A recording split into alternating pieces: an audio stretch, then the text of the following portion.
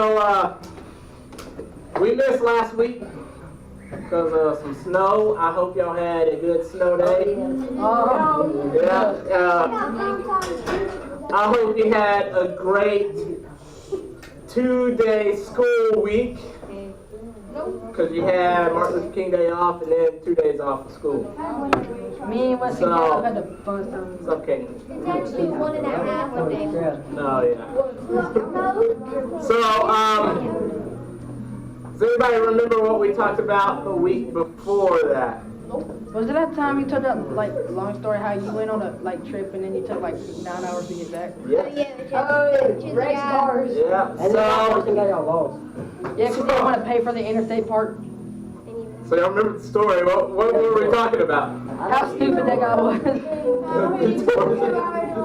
Because he didn't want to pay the. So like how in our life, sometimes we go on a actually make a wrong turn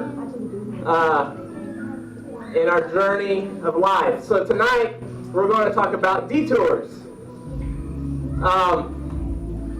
And so sometimes when life gets difficult, it hurts, and sometimes it hurts physically. So there's this one time that I had to run bleachers. We do that every day. Yep. So I had to run bleachers in football, and if you know, did it feel good? We were like Not good We had to run 5 miles a day. listen to the phone, but we ran 5 miles. Suicides after Then we had to do push-ups and work on that crap. Bleachers are like the worst. And the way that our athletics was set up, it was right after lunch. And so there was this one time where I truly believe that our coaches didn't really want us to do anything, or they didn't want to do anything, so they said just go run bleachers all day. And it was after we ate spaghetti for lunch.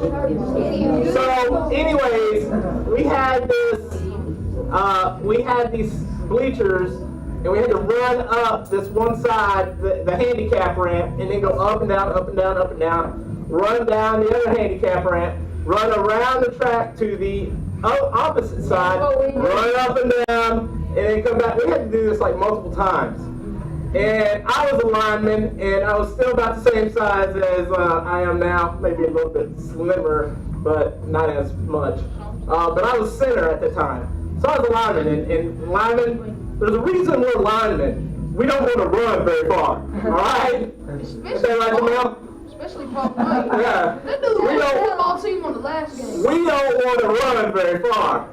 And we had to do this multiple times. And I think it was the second turn that I was doing it. I was just heaved over. And my spaghetti, let me say, it tasted a lot better going in than it did coming out. But it was bad. It was bad. And so after that, I was just so sore. And I just couldn't move.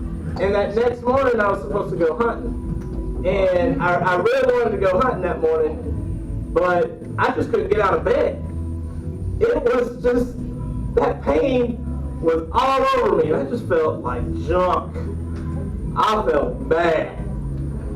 So I had to cancel my hunting plans. Oh, I would have laughed. You can't. So I was just like, all right, I'll go hunting the next morning because, after a day or so, maybe 2 days, you start to feel a little bit better, right? After you work out, very intense, you start to feel better. The reason you get so sore is because of, come on guys, what is it? Muscle. Fat. Because you have. But because You're not in shape. Because now you're starting to build that muscle.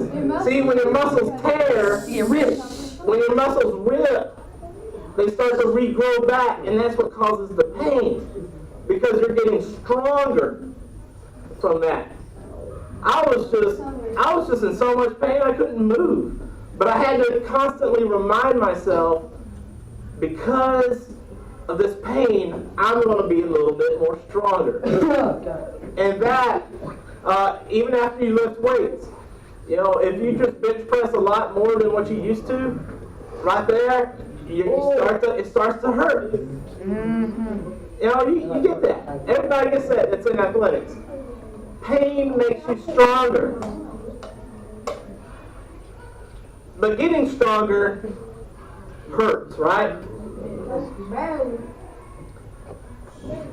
How do we handle our pain when we're talking about this series?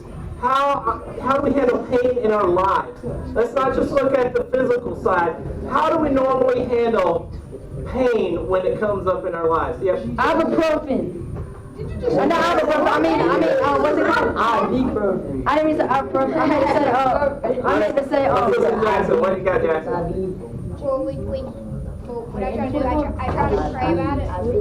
That's what my dad is kind of trying to teach me. I try to pray about. Yeah, so like in our lives, Jackson's right on. In our lives, when not physically, but emotionally, or even spiritually, or any of that, when we experience pain from a loss of a loved one, from family matters that's happening at home, just getting a bad grade at school, whatever it is, when you experience that pain, we know that eventually we'll become stronger because of that. And we have to take the right precautions to heal from those pains. So last week, or the week before last, we were talking about a man by the name of Moses. And Moses had some detours in his life. He was put in a basket by his mom because Pharaoh at the time was going to try to kill all the male babies, actually all the babies. And then he just had stuff after stuff brought upon him. He saw a slave owner beating up a Hebrew guy, and he killed him, and he ran off. And then he had this burning bush talk to him. And then we're going to skip ahead a little bit to where the Hebrews are saved, are rescued, but in between there, Moses did what he was supposed to from what the burning bush told him, what God told him there in the burning bush. He went back to Pharaoh and said, "Pharaoh, let my fellow Hebrews go." What do you think Pharaoh said? No. How many times do you think Pharaoh said that? 5, 10. 10 times. All right.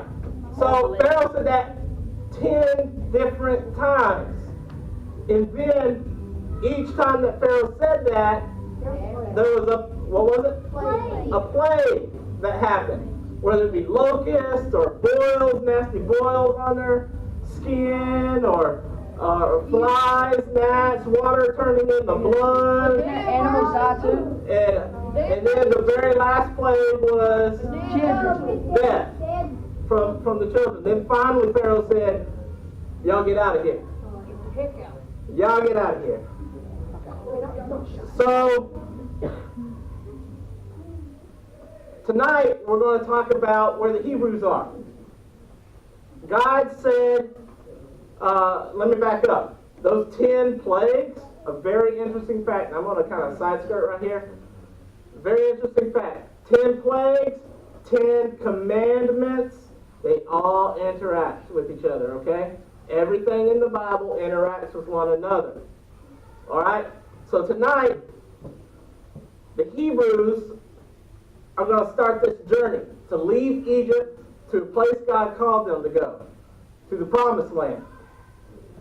God happened to be represented as a column of smoke during the day and a pillar of fire at night. Interesting tidbit about that. If you go back and look at Abraham's story, when God says to Abraham, "Hey, I'm going to make a covenant between me and you," and Abraham has this dream where there's two splitting calves out in front of him and two doves split in two. A bowl of smoke and a bowl of fire pass through that sacrifice. God is sometimes portrayed in the Bible as a pillar of smoke or a fire. So see how these things are starting to line back up with each other? Everything in Scripture feeds off of one another. All right? So tonight, Exodus 13, 17 through 18, we're going to read. Let's read. Go ahead. Wait, where do I stop at? The whole thing. Oh, when Pharaoh let the people go, Oh, God stop at the 11, because that 11's not supposed to be there. Wait, where's 11? You'll see it when you come to it. Oh, I see it. All right, I see it. When Pharaoh let the people go, God did not lead them the road to the land of the Philistines, even though it was nearby. For God said the people would change their ways to return to Egypt if they faced war. So he led the people around toward the Red Sea along the road of the wilderness. And the Israelites left the land of Egypt in battle formation. All right. So, God, does anybody know where Egypt is? In Africa. It is. All right. It's Middle East. But let's look at this map and you'll see. Check this out. This is where Egypt's at. So see, there's India, there's China, Saudi Arabia, Africa. Alright, so this is Egypt. Egypt's far away. No, man, it's close. Alright, so this is Egypt. Alright? So God said, I'm going to send you to the promised land. Alright? So the promised land that God said he's going to send them to is up in this area, alright? Here's Egypt. Does anybody know like a direct route from Egypt to Jerusalem? I mean, that would be like a direct route, right? Yeah? Alright, check this one out. These are the main roads. These are the main roads at the time that would go from Egypt to the promised land, to Jerusalem. Alright? So all the way up here, any of these are the main roads. These are the trade routes. This is what people would come back and forth on. So God, what? They would walk. What the freak? They would walk the whole time. So listen to this. God said, I am not going to take you by the direct route. I am actually going to take you a different way. See, the reason God said that is because if they were to go the direct route, the Israelites would be like, man, God, this is tiring. I don't even think I could walk from here to the crossroads down there. But they would walk all this time and they'd say, you know what? Life back in Egypt, being a slave, was so much easier. But you would think that they would be happy. That they would be happy because of being freed, right? But God said, no, I'm not going to take you the direct route. I'm going to put you on a detour. So this is the next route that God took them on. He took them all the way down the Sinai Peninsula. And then on up. What do you say? How they cross the? This is actually part of the sea. So a good story. Just read this back. The Israelites did cross the Red Sea on dry land because waters were split by God. Oh yeah. Okay, go back and read that story in Exodus. But God said, "I'm going to put you on a detour." Man, oh man. A trip that could have taken like 5 years to make took them 40 years to make. Why do they go straight up and then come back? Alright? So see, they were following God's plan. How old were They they were first? following the pillar of smoke and the column of fire. They were following that. And then when they got down to the bottom, where it says about Mount Sinai, That's where the Ten Commandments came. Alright, so God took the Israelites on a detour. And they were just complaining and complaining and complaining, back after back after back. And then next week we're going to, actually, not next week for you guys, next week for the high school. Next week we're going to Hope, so be here at 6:15. What you would learn is during this time they were complaining about not having any food. So God sent something amazing for them to eat called manna, which is literally translated as, what's this? Alright, so they were just complaining all the time. And God took them on this detour. See, sometimes in our lives, God takes us on detours. When we may think one way is very easy, it's very easy for us to go, God may have a different plan.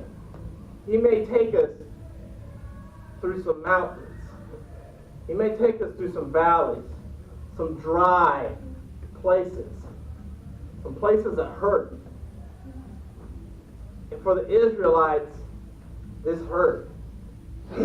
See, Moses, even though he did all this thing, he led them out of captivity, and he took them on this big journey. You know what? Moses never got to set foot in the promised land. He got to see it from afar, but he never got to set foot in the promised land because there was a time where he disobeyed God on this journey. When God said, speak to a rock and water would flow from it, Moses decided, hey, when I lifted up my staff, the waters parted, and before you told me to strike a rock and water came out of it, well, I'm going to do the same thing this time. What works once is going to work twice.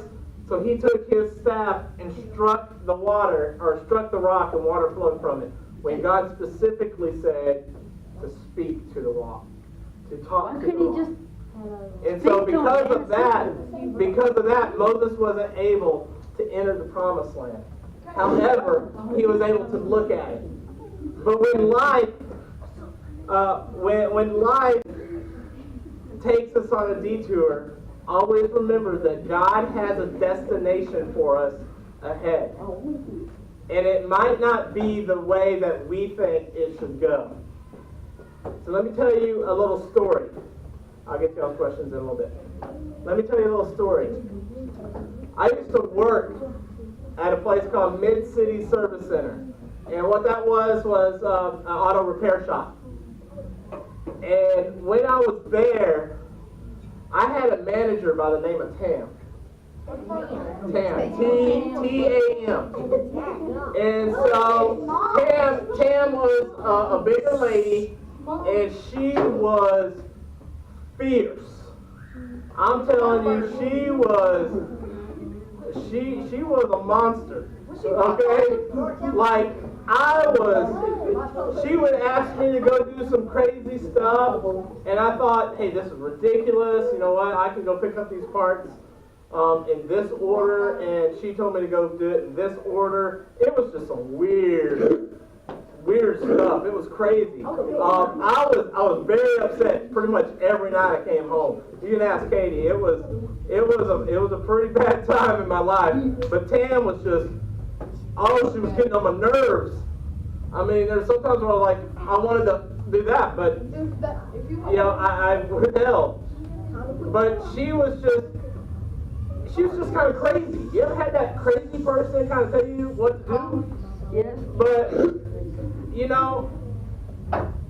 after that is when I went into the racing world. Right after that, we went into the racing world, and I was just so relieved to be gone from Tam. And let me tell you this: when I went back to talk to her, or go back to the shop to talk to some of the other guys, I found out that she had got fired, and she was outside of the shop with a sign saying, "Don't come here." All right, so she was crazy. All right, she was crazy. But it was God it was God preparing me for something next. So see, when I got into the racing world, there was a guy by the name of Russ. And Russ was a team owner of a race team.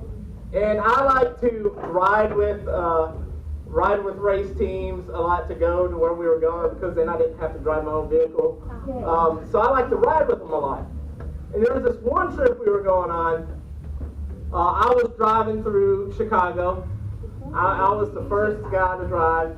And I was driving through Chicago, and Russ says, "Hey man, go past the speed limit." And I was already doing like 5 miles over the speed limit. He just wanted me to go faster, he said, so we can get home quick. And I looked at him, I said, "Russ, are you going to pay my ticket if I get pulled over?" He said, "No." And I was like, "I'm going fine. I'm going the speed I'm comfortable with." And then it was just something crazy later on. We were at this truck stop, and I get out, and he asked me to clean the windshield. And I was like, "Man, this is kind of ridiculous, but okay, I'll do it." And so I cleaned the windshield with that little squeegee thing that's out there. It makes it dirty. And he's like, "All right, do it 10 more times." And I'm like, "Dude, I'm not one of your employees. All right? I'm not an employee of yours. I'll do it once, but I'm done with that." And then he goes into the truck stop, and he comes back out, and he says, "One thing I can't stand is body odor." And I was like, "All right, dude, I didn't do a lot of work out there at the racetrack like y'all did, so I don't stink very much." And he's like, "Here." He went and bought some secret deodorant. All right, girls deodorant. Girls, you know that little secret deodorant? Yeah, you know what I'm talking about? And he said, "Put this on." I mean, after he uses it, and he says, "Go put this on." I'm like, "Dude, that's ridiculous. I'm not gonna use somebody else's. I'm not gonna use somebody else's deodorant." And I had my own deodorant in my bag, and so I was like, "I'll use mine." And so I sat in the back, and he was looking back behind us. All his other employees were asleep on the asleep in the seats. And so I kind of like sneaked behind and like just pretend I put it on. I was like, "Here you go, thank you, Russ." No, I wasn't gonna put that stuff on. So he was crazy. But the craziest part of it, I could kind of deal with that. But after like 10 hours on the road with this guy, you're like, "Oh, this is crazy." That wasn't the craziest story. One time he had a voodoo doll made of me. Alright? He had a voodoo doll made of me. And he was like sticking needles into it to try to make me like sick. That's just crazy. And I was like, "Oh man." And I came back and I thought, "God, thank you for allowing me to put up with Tam because you prepared me to deal with Russ." And if I hadn't worked with Tam before, I don't know if I could have handled Russ. See, God understands. God puts you through situations. He puts you through situations that will make you stronger come out of it. Alright? Whenever we're going through something and we're like, "God, there must be an easier way," always remember, God has the destination in mind. And when God promises a destination, He is going to fulfill it. There's a story about Jesus in the New Testament where Jesus tells His disciples, "Hey, disciples, get into the boat, cross over to the other side, and I'm going to meet you there." Alright, so that's a promise. Jesus said, "I will meet you on the other side." And so then, when the disciples were like halfway out, a sudden storm started to come up and started to crash all around them, and they said that they were going to die. And then they see Jesus walking on the water. See, God, when He promises something, He's going to fulfill it. He's going to fulfill that promise. Now, we may take a detour getting there, just kind of like the Israelites did. They took the long way around, but it made them stronger. And when they finally got to the destination, they had faith to fully rely on God. When before, they were relying on the Egyptians. They were relying on the Egyptians for food. They were relying on the Egyptians for jobs. They were relying fully on the Egyptians. And when God took them on this journey, it brought them to where they had to be fully reliant on God. When we go through stuff,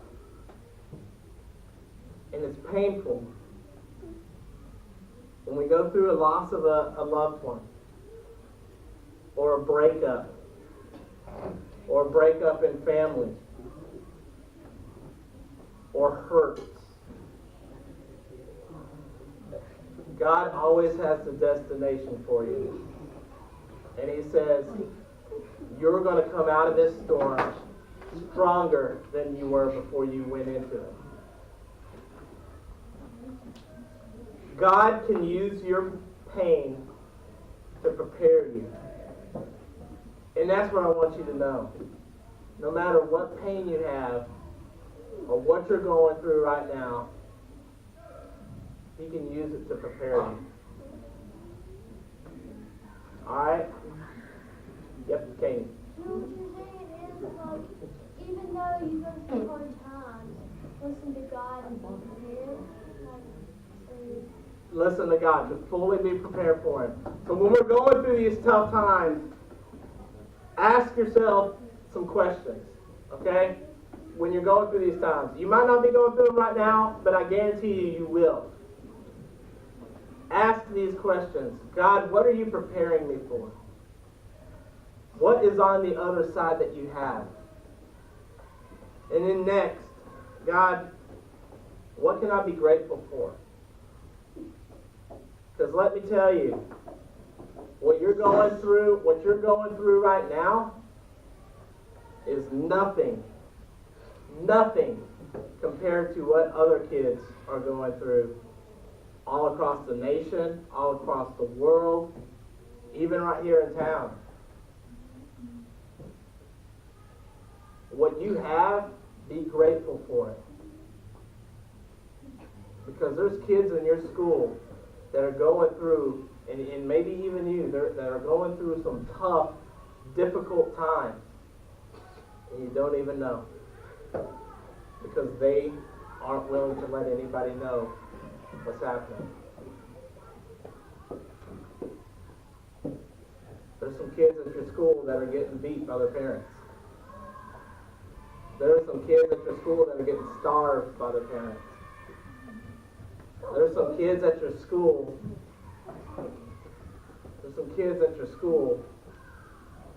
That just lost a parent. And they're going through some difficult times.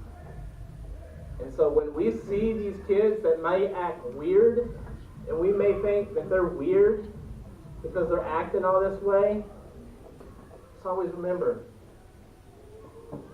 how can I help you? Because guess what? You're going to go through some of those pains too.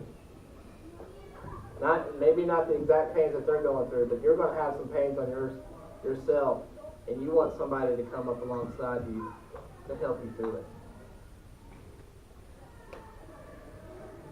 All right? Let's pray, and y'all have a great rest of the week, okay? Yeah, Kaden, what you got? Yes, Kaden. Hey, listen up, Kaden. Kaden is going to pray for us. Good job, Caden. All right, let's pray. I don't know. Dear God, thank you for the saving and for all the things that you bring, our Lord. Thank you for just blessing their lives and helping them prepare and always listening to you, Lord. Pray that you be with people who are going through the hard times in their lives. Lord, I pray that you just be with them and let them know that you're always